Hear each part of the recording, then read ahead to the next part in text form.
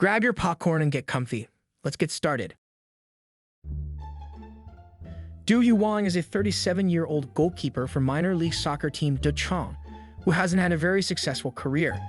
In the past few years, he's bitten an opponent and gotten kicked out of the game for it, played for a female team while pretending to be a woman, worked as a human sushi plate, and even modeled with no clothes for painters. When Mr. Jin calls him to have lunch with him, Du Yu thinks he's about to be recruited to a more successful team, but it's actually exactly the opposite.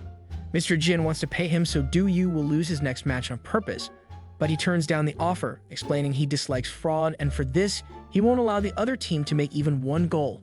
When the day of the match comes, however, Du Yu gets cocky and distracted after catching just one ball, allowing the opposite team to score 5 goals against him. The other team's players even throw him up in celebration for having lost so easily to them. After being kicked out of the team, a depressed Du Yu doesn't want to leave his apartment, but his teammate and best friend Chang Zhuang visits him and drags him out to take him to talk to the coach, promising he'll get his job back. His plan doesn't go well though. The coach has no interest in taking Du Yu back and thinks a dog is already a better goalkeeper than he ever was. When Chang Zhuang threatens to leave if Du Yu isn't welcome back, the coach laughs and lets him go, considering losing both of them at the same time a great thing for the team.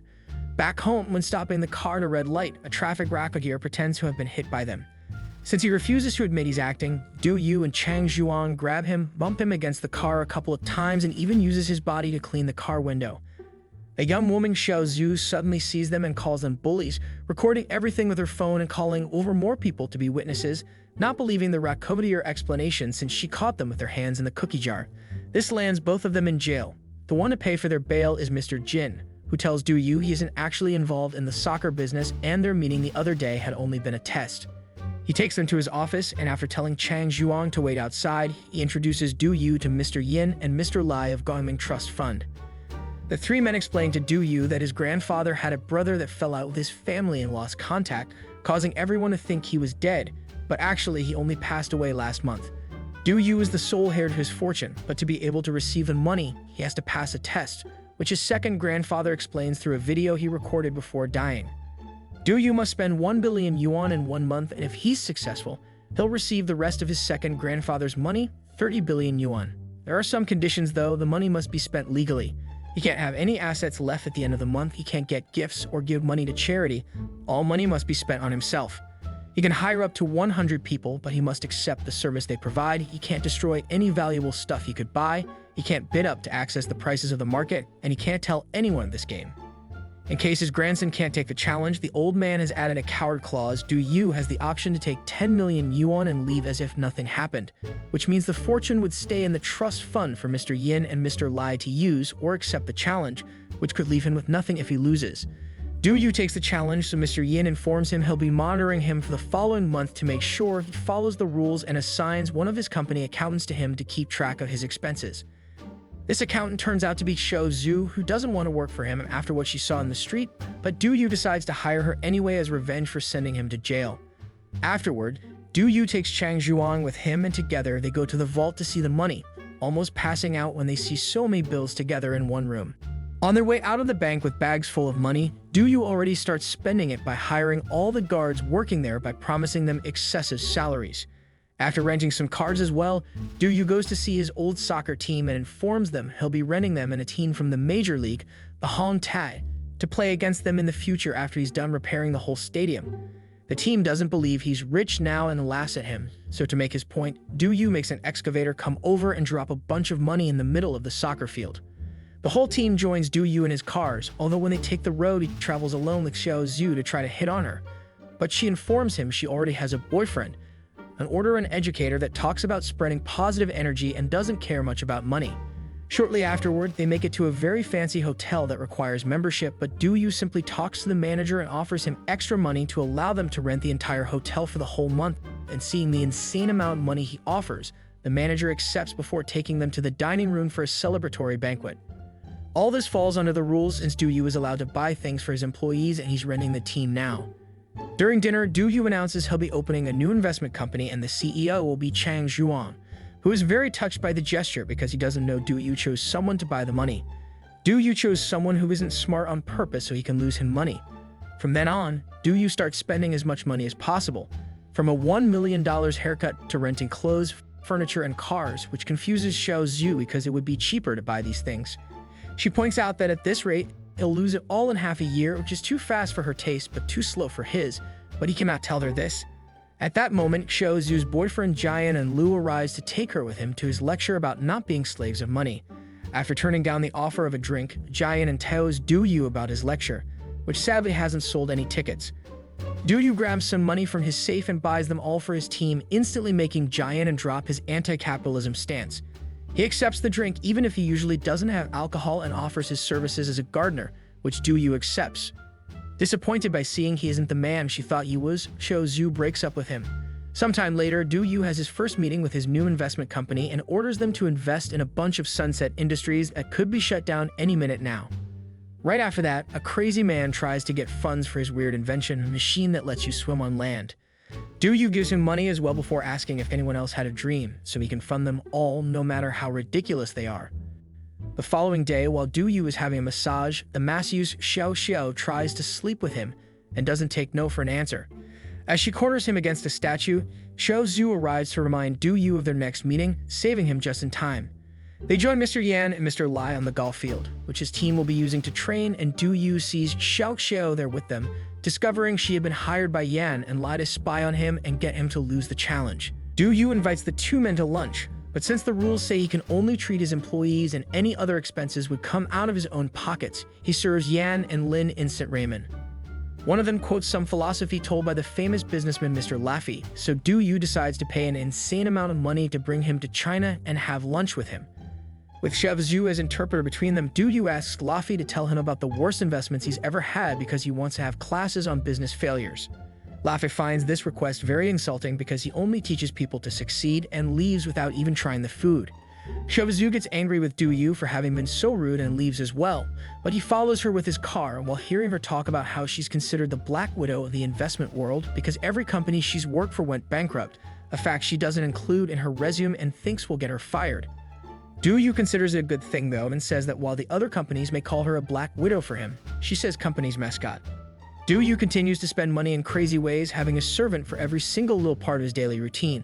His mood falls, however, when he hears all the investments he chose badly on purpose have actually been successful and are giving him even more money. After sending his employees away, Du Yu throws a tantrum in the meeting room, firsting his luck. Yin and Lai see this news on TV and laugh at how badly Du Yu is doing with the challenge.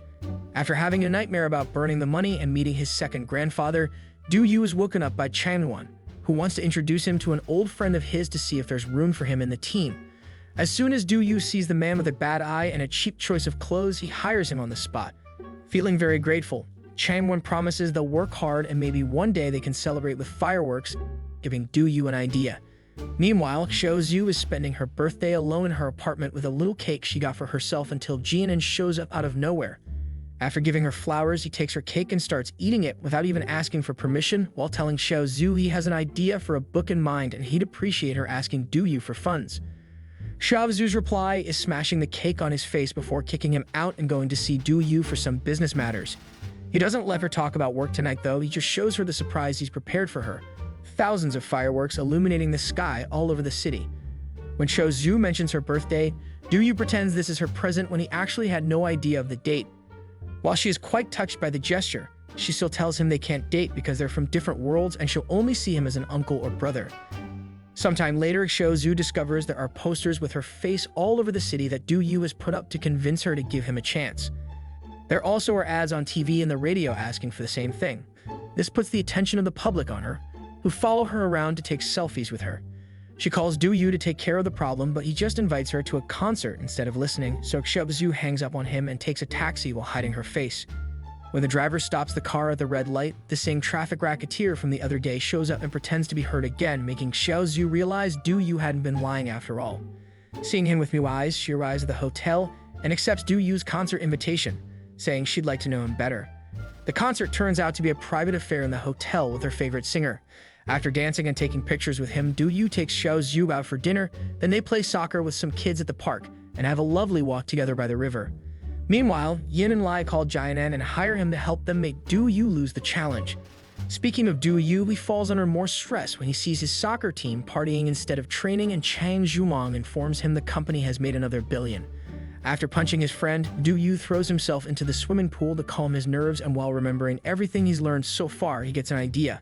After getting Mr. Jin's approval, he makes a special presentation at the mall announcing his new project, a fat insurance program. You only pay 1 yuan for it, and the company will pay you back for every grand you may lose. The program is a success, which drives Yin and Lei crazy, but they can't do anything about it because, as Jin explains, insurance is a legal business, and what Du-Yu came up with is technically not charity. A huge amount of people sign up and start exercising all over the city, sometimes under the guidance of Du-Yu himself. Gyms are crowded and people begin to use alternatives like normal stairs and even the land swimming machines. This project earns Du-Yu an award as Humanitarian of the Year, and when he goes up to the stage to receive it, he tries to explain he's not doing this to help people, but because of business reasons, but nobody takes him seriously. When the day of the soccer match finally comes, the players of the Hunte team promise they'll break a record and make a 2-digit number of goals. Most of the stadium is cheering for them, while Dashan only has a small section of fans among the crowd, but they still manage to make a big entrance by arriving in helicopters. As soon as the match begins, Changjuan pretends to be hurt, so the most important Hunte player gets red-carded, giving them an advantage of 1 extra player. Sadly, this isn't enough, and during the first half, Hunte scores 8 goals while Dashan makes 0. Du-Yu thinks they should at least stop them from scoring 2 digits to keep some dignity, so during the second half, they try some ridiculous tactics like forming a circle of players around the opponent. This is still not enough to stop them from making the 9th goal, so the Dashan goes for their last and most desperate strategy, putting all players in front of their goal to stop any incoming balls, even if they have to use their faces or groins to achieve it. Meanwhile, in the audience, Xianju finds Jian and tells him his payments have been missing on the paperwork, which he has been doing on purpose to make it seem like Du-Yu is spending less than he is. Tired of hearing her defend him, Jian finally tells her the truth about the game, claims Du-Yu is just using her, and tries to win her back, but Xianju hits him with her purse and leaves this way. Intending to tell Mr. Jian about all this, Jian chases after her, following her into some shady parts of the neighborhood. Back to the match, the Dashan team is defending the goal to the point of bruises and bleeding. This determination earns the sympathy of the audience, who starts cheering for them, and even their coach tries to join the match when they run out of substitutes, but he slips on a water bottle and is out of the game before he can even do anything. Thankfully, having each other in their memories as a team together with the public support is enough for them to hang on until the end and not let a single goal more happen. When the referee ends the game at 0-9, the whole stadium celebrates as if Dashan had won, because stopping such an important team from reaching 2 digits feels like a victory. In the middle of the celebration, Du-Yu gets a call from Xianju's phone, but there's a mysterious voice on the other end of the line telling him he's kidnapped his girlfriend, sending a picture to prove it. Du-Yu thinks this is another plan by Yan and Lei, so he hires some criminals to make them confess, but they only admit to having hired Yan and to fake the bills, nothing else. Du-Yu gets another call from the kidnapper then, showing him how he's pushing Yan and off the edge of a building and threatening to do the same to Xianju if he doesn't pay 10 million before 6 o'clock. Du-Yu now is in a difficult situation, because if he pays to save Xianju, he'd be breaking the rules of the game and lose his second grandfather's fortune. What he doesn't know is that this isn't real. It's the third and final test his grandfather left him. He has to prove he cares more about a human life than money. If he does, then he wins the challenge. Yan and Xianju are fine, and the kidnapper is just Mr. Jen, who believes in Du-Yu and is sure he will come through. As the hours pass, however, Du-Yu spends them drinking and singing at the karaoke and doesn't show up in time. At 6 o'clock, Mr. Jen and Xianju get ready to leave, feeling rather disappointed, but when they're about to take the stairs, they find Du-Yu crying with his bags of money, ready to exchange them for Xianju's life. Mr. Jen congratulates him on passing the test and plays the last message the grandfather left for Du-Yu, making him wonder how come he never got married or had kids when he was so rich. Mr. Jen reveals then he was the grandfather's significant other. Many months later, Du-Yu and a very pregnant Xianju come back from traveling around the world. Now they've enjoyed themselves enough, they're ready to donate all their money, but they interrupt their paperwork process when they realize they need to keep at least some for their future baby. The couple starts making a list of things they need, and while it starts pretty basic, it becomes filled with enough extravagant things that will end up with them donating nothing. This video was written, recorded, and edited by your guy, the Recaps Guy. If you enjoyed the content, please subscribe and hit the like button so I can enjoy too. See you in another video.